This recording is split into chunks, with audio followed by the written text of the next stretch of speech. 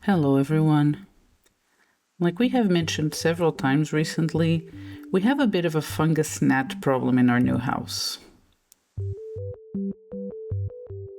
Maybe because we live in a more humid place, maybe because we have more orchids and houseplants in self-watering pots, but I've been seeing a lot more of these annoying little flies.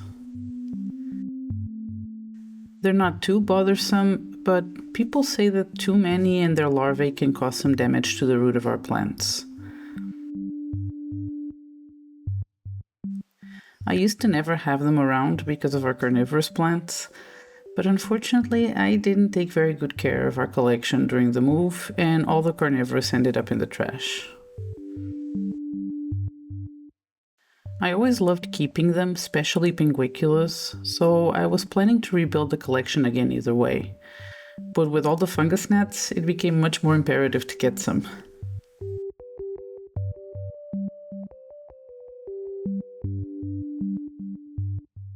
I usually just order them from local growers that sell them from their own collection. Carnivorous are not hard to propagate. I myself had trays and trays of each species of Pinguicula I ever bought. So to start, I ordered from someone I hadn't tried before but had followed on Facebook for a while. And as soon as I opened the box, I knew this was not going to be a positive experience. The plants were in the smallest containers ever. The listing didn't specifically state the plants were mature, but it didn't mention them being such young propagations either. Honestly, what was in that little container were propagations that I would have ended up throwing away when I used to grow them for being too small, especially with the Apasionada, that for some reason just self-propagates a lot. Back in the day I had like 3 trays of it without even trying. I know that some of the species I ordered are supposed to be small, like the Jovamensis, but this is just ridiculous.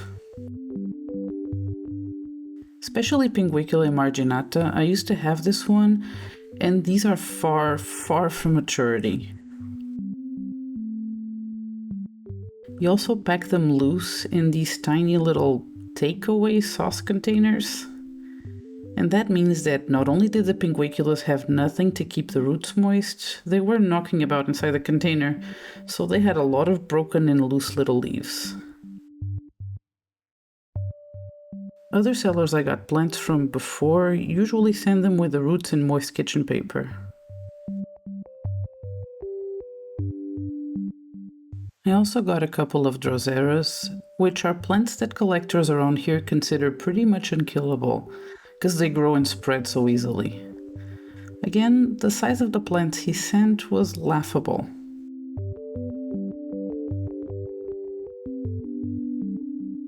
But the worst part was having decided to try a new genus, the Utricularia, and receiving what can only be described as a baggie of dirt with one tiny green leaf.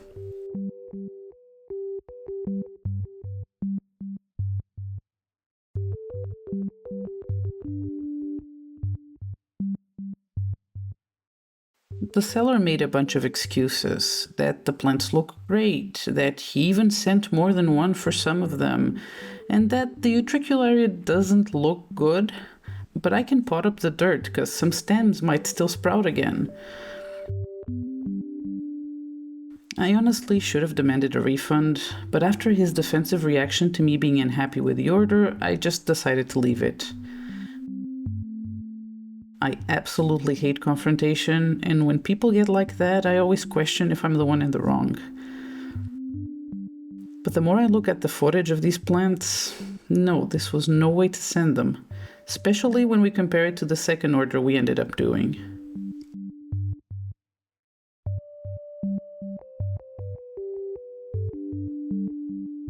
Since this first order was kind of a bust, thinking of the fungus gnats, I got a big Pinguicula that I found at a garden center, and then just waited to catch someone else online that sells other species of Pinguicula.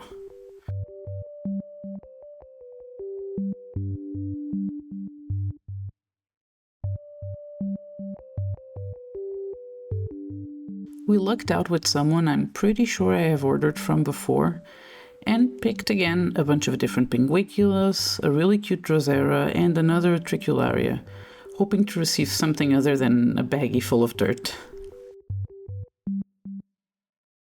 This seller ships the plants in the pot, so we had to wait for them to not be soaking wet.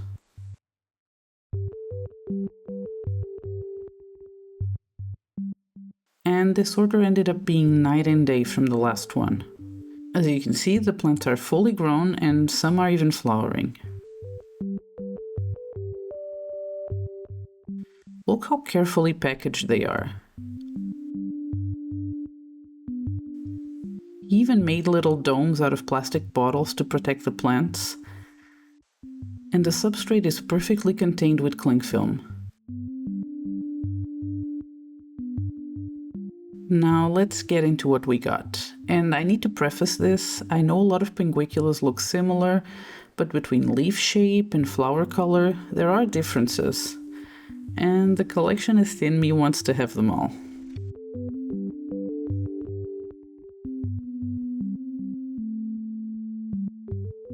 First we got Pinguicula Sethos, a cultivar of the hybridization of the two Pinguiculas you can see on the screen. I'm not even going to attempt the names.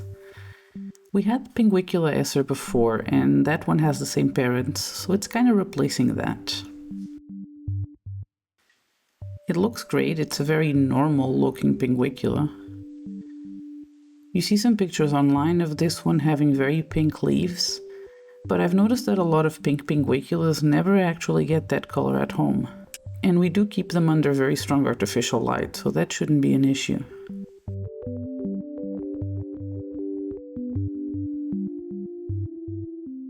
Next we have Pinguicula Apasionada, another hybrid. I think I've had either this hybrid before or one of the parents. It has much more stretched out leaves and it's bigger than your average Pinguicula, and this one is flowering already.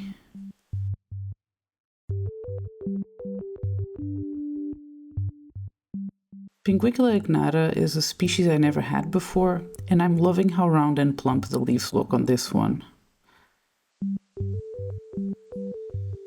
From what I can tell, it blooms more blue-purple, so that's also different from other Pinguiculas that mostly flower pink.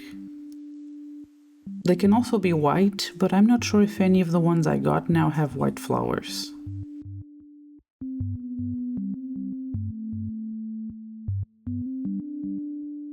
We also got Pinguicula esseriana, a species that is very small. But see how this one was shipped at a normal size and not as a propagation that's no bigger than the nail on my pinky finger?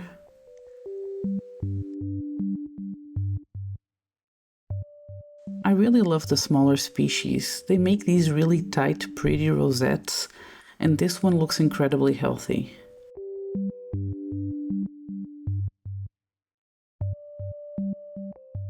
We also got another Drosera. We haven't had much luck with keeping Droseras as much as Pinguiculas, but everyone talks about how easy they are, and we wanted to give them another go. Since the ones I got in the first order were so small, this time I picked up the Drosera collinsiae. It has the cutest spoon-shaped leaves, and this one is called red and green. Droseras look so amazing when you can see the dew droplets in the hairy leaves.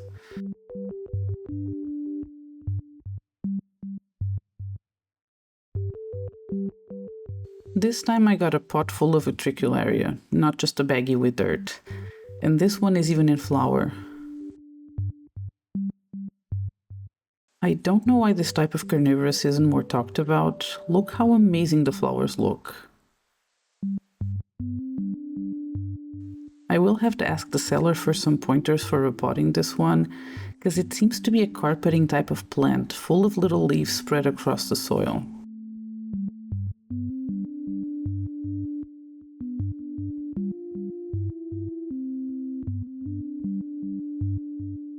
For now, I'm giving these plants a good drink with RO water, let them acclimate, and then I'll think about repotting them.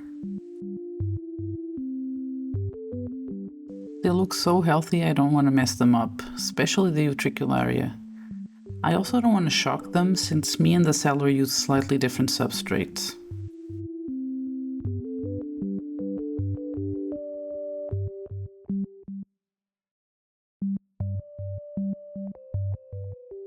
It's been a couple of months since the first order, and all the Pinguiculas, even though tiny, seem to have survived and grown a bunch.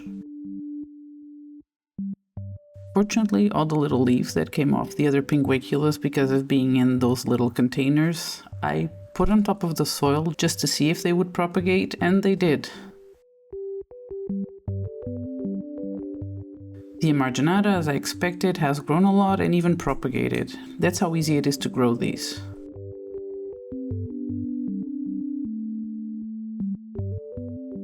The Utricularia dirt hasn't sprouted anything new, other than what seems to be clovers.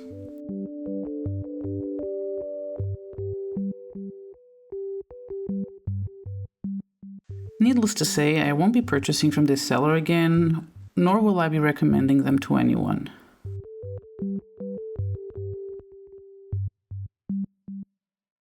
I'm really excited to start growing carnivorous again. They're so easy and fun, especially now that we have the RO system and don't have to buy distilled water or catch rainwater in buckets for them.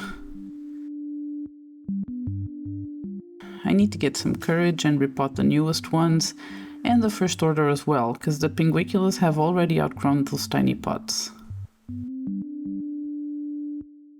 Then I can propagate them and spread them around the house, especially near the African violets, because I keep those in trays and water them from the bottom, and they have been particularly infested with fungus gnats.